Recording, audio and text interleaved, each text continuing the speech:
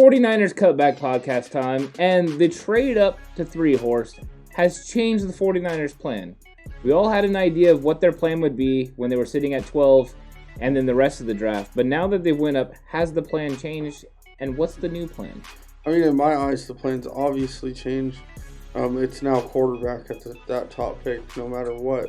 Obviously, before, quarterback was one of the things people were thinking, but I think a lot of people were curious if they would trade back. I know you were on the trade-up train a long time ago. Yes.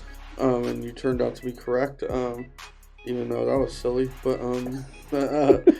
what I'm talking about is where they go next. So their next pick is pick 43, and then they go, what? It's 102. 102, then 117. Okay, so those are the picks I'm talking about. It's just the front end of their draft. So the Niners sort of seem to have a history of trading back up into those top 50, top 60 spots to get guys, even actually into the back end of the first round. So I think they're looking for edge rushers, maybe DBs, stuff like that. Maybe a playmaker on offense. Not necessarily a position, but a few guys that they consider playmakers that might play different positions. Yeah. If you get what I'm saying. Maybe interior offensive line. But I wouldn't be shocked to see them trade the 43 pick and some later picks to move into the back end of the first round, or to do some sort of package to pick twice in the second round. That's what I'm expecting from them, just from the way they've been in the past, the way they act. And me personally, I'd be after Wyatt Davis. I feel shocked. The guard from Ohio State. I think he's a stud. I think he's a guy you can't pass up on if you get the opportunity, because that would really solidify that line if you had him at right guard. Yeah. Another guy I might be after, say they feel that Daniel Brunskill is good enough, then I would be after Jalen Phillips from Miami, the defensive end, or maybe one of the corners like J.C. Horn, or Caleb Farley might fall a little bit because he had the back surgery. That could get interesting. Good. But those are the kind of guys I'd move up for if I was them, and that's what I'm expecting, is them either to trade back into the first round or back into the second round. I think they make 3 picks in the first 2 rounds, though. I would say that that's probably the most likely scenario. I would see them wanting to trade back up in for one of those guys and one of those things. The big thing for me is, I think, and you said this in our mock draft, in our live stream, well, not our mock draft, but the Fan Control mock draft, that there should be about 5 guys that they target. I think the number is probably 4 that they're going to target heavy for guys that could be impact guys this season that they can rely on in case there's injuries. There's 4 guys they're going to go after. Which 4 guys specifically, I don't know, but I think they're position-wise, it's going to be quarterback, O-line with those first 2 picks, and then some sort of corner and some sort of receiver. Those are the 4 that I think they're going to go with so that they have depth at the receiver position. You hit the O-line aspect, because I think that might be the biggest hole right now.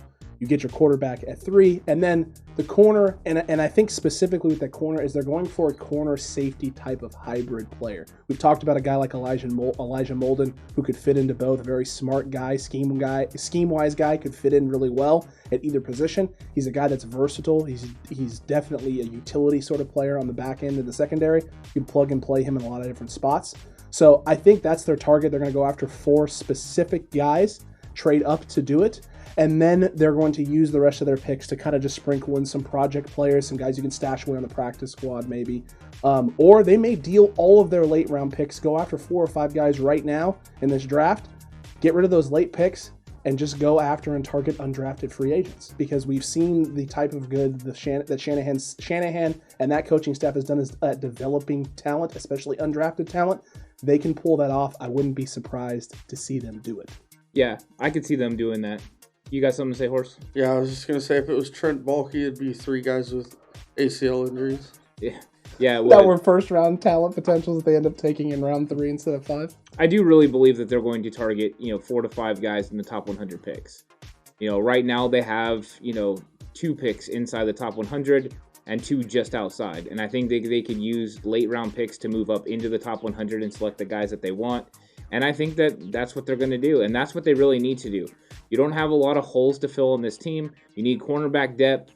You probably could use an extra tight end. You're looking to, increase the, pass productivity, behind George Kittle.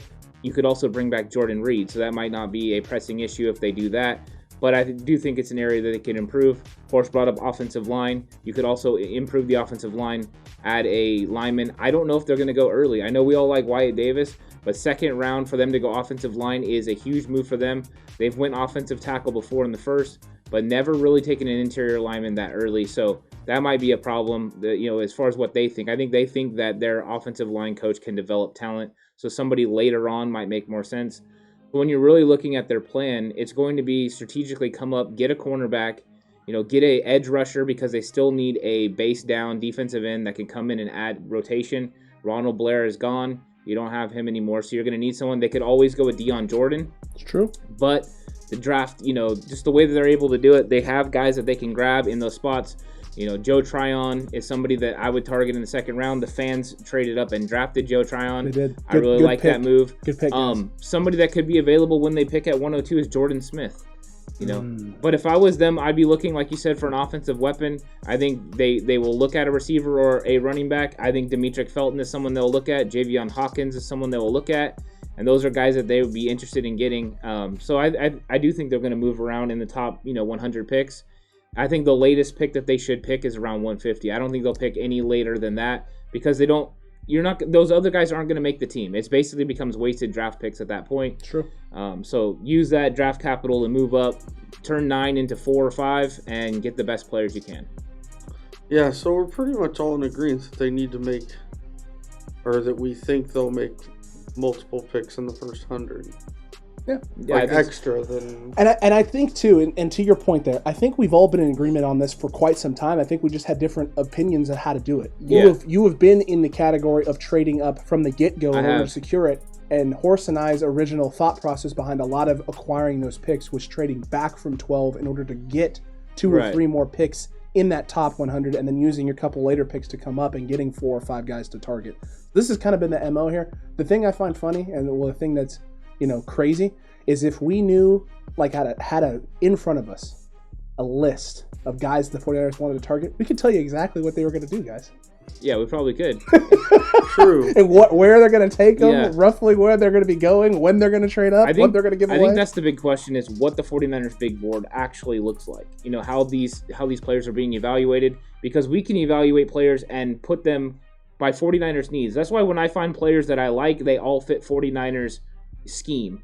A lot of people are like, oh, I like this guy. And I'm like, okay, I'm glad you like him, but he doesn't fit the 49ers scheme. And if he doesn't fit the Niners scheme, they're not going to draft him. Probably not. No, yeah, I agree. Agreed 100%. Let us know what you think down below. What do you think the 49ers plan is? Do you agree with us? Do you disagree? You think they're going to try and grab talent late and develop them? Or do you think that, like us, we're going to go after 4 or 5 guys specifically in the top 100, try and bolster and add some depth to this already stacked roster, and try and make a push for number 6? I think most people are going to agree with us on that there. While you're down there, don't forget to like the video, subscribe if you haven't already, hit that notification bell. We're on the way to 750. We're on the path to 1K. We're almost there. We're trying to get to 750 before draft day. Make sure you join the community. This could be some foreshadowing of what happens in mock draft 3.0. Could be. We won't know until the draft happens. Yeah, we won't. Because some people want different people. You're right. And I'm going to get the players that I want. We want Puka Williams. I'm not going to lie. I feel like there's a civil war brewing, and maybe you should tune into tomorrow's episode too, because maybe we'll dive into that a little bit more. But until next time, 49ers fans, you stay safe. Remember the right way. Is always the 49ers way. Puka Williams. Not Puka Williams.